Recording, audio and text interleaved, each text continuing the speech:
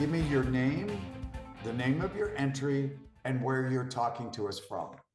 My name is Larissa Scott. The name of my entry is The Arrowhead Game, and I'm talking to you from Palmetto, Florida. Okay, Palmetto, Florida. Yes, it's Podunk, Florida, but it's Podunk. Yeah, but it's north of Bradenton, west of St. Pete, south of Tampa, right in that little place there. Yeah. I of course read your book. You have the most beautiful, poetic, highly descriptive style. You describe actions and emotions as if they were physical things. So I'm going to read you what you wrote. One of my favorite passages, and it hits you pretty quick in the book. May I? Please. Okay. I'd be honored. This is, I think, from the second chapter. No, it's the opening. The captain was gone. So was the life preserver. Willow, 13, clung to the shrimp boat's outrigger as the deck shuddered, vibration crawling up her spine like something alive. Her twin brother's shoulder slammed into hers as he fumbled for his grip. Black smoke coiled from the engine room, threading into the salt-stung wind behind the masthead's flickering light. Her eyes burned tears, or maybe just the sea. She couldn't tell anymore. How do you open with that? I mean, I still have goosebumps. Well, if you think about it, it's a metaphor for the entire book. The captain is the father, and the only life preserver is the mother, keeping everyone afloat. And those two are missing from the narrative. And so I wanted to right out the gate, not only hook the reader, but tell you what the book's about and the two main problems. Well, Yeah. Well, you did. You succeeded. Oh, I'm so glad. I worked. That was a beginning just for this contest. I'd spent 4 years writing this. Am I talking too much? No. It took me 4 years to write this book, and I kept getting rejected. I kept sending out to different editors and different agents, always getting back rejection. And then January of this year, I read about your contest. And I thought, my goodness, this book is so slow in the beginning. I need to punch up the beginning.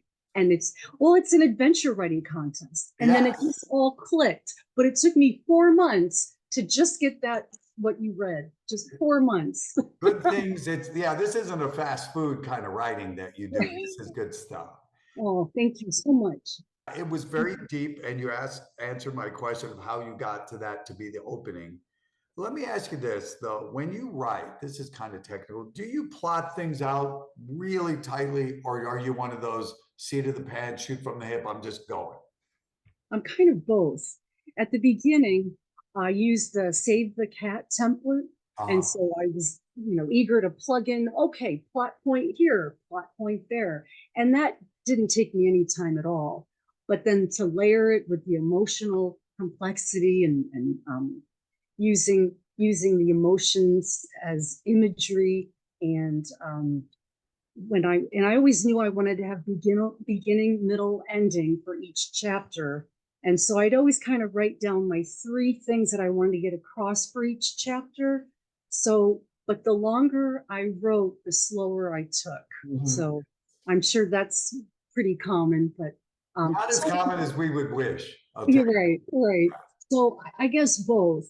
But I didn't know how the story would end, and it started out, I just wanted to write a middle grade version of The Riddle of the Sands. Do you remember that? Yeah, I do. My dad said, wouldn't that make a great book? And it just kind of took off from there. Let me talk about another character in the book, the hurricane itself. The hurricane is in Florida, is where most of the action takes place. There's a hurricane physically within the plot. There's a hurricane in the family, the new family and the old family. There's a hurricane in the individual relationships between each of the characters, even Shane and Bo. There's a deep hurricane that exists in the mind mostly of Willow, our 13-year-old character. I wouldn't necessarily have to call her the protagonist, but you could. I read the bio on your website, and this story seems very autobiographical. I don't want to pry, but there's so much heart in this book. How did you decide what to draw from real life, if you did, or what not to? Oh, it was completely drawn from real life. Okay.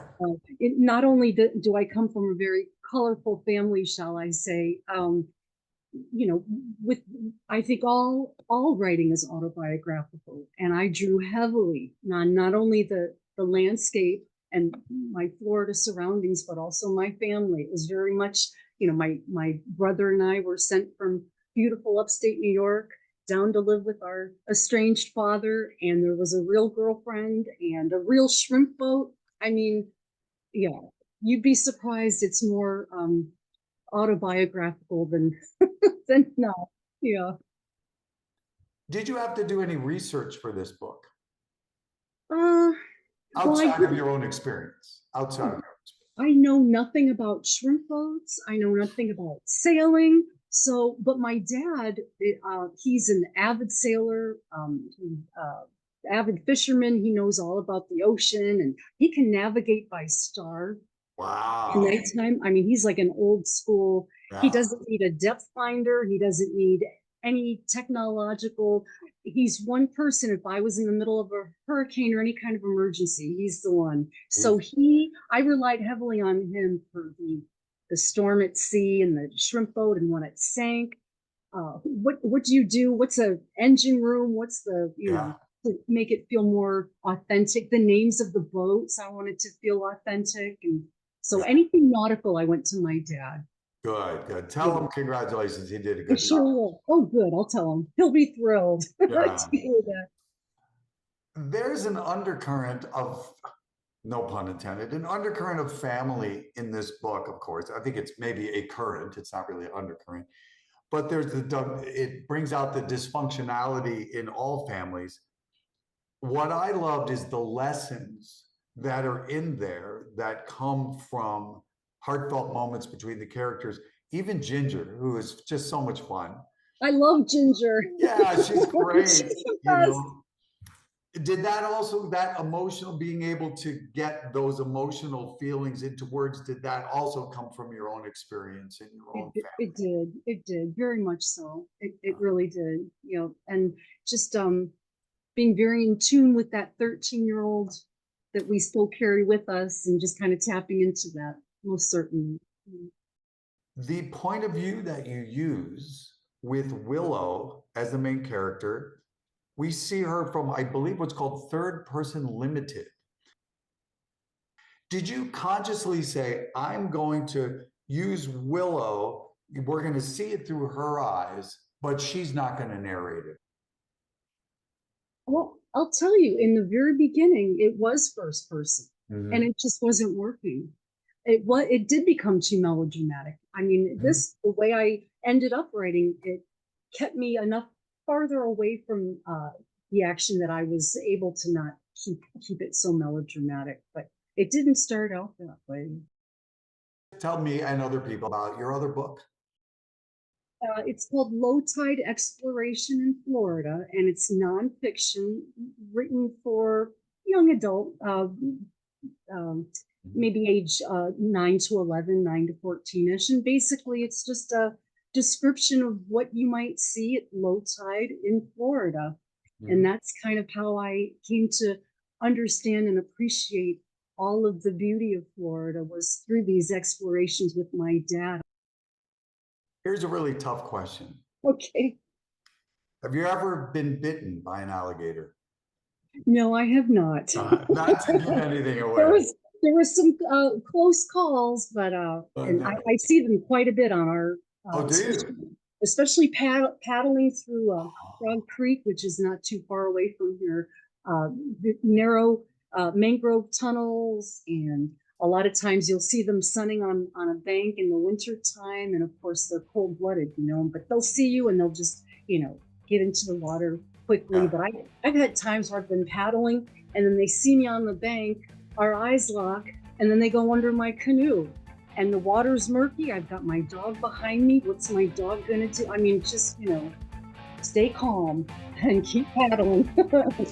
That's right. That's got to be scary, but Oh my goodness.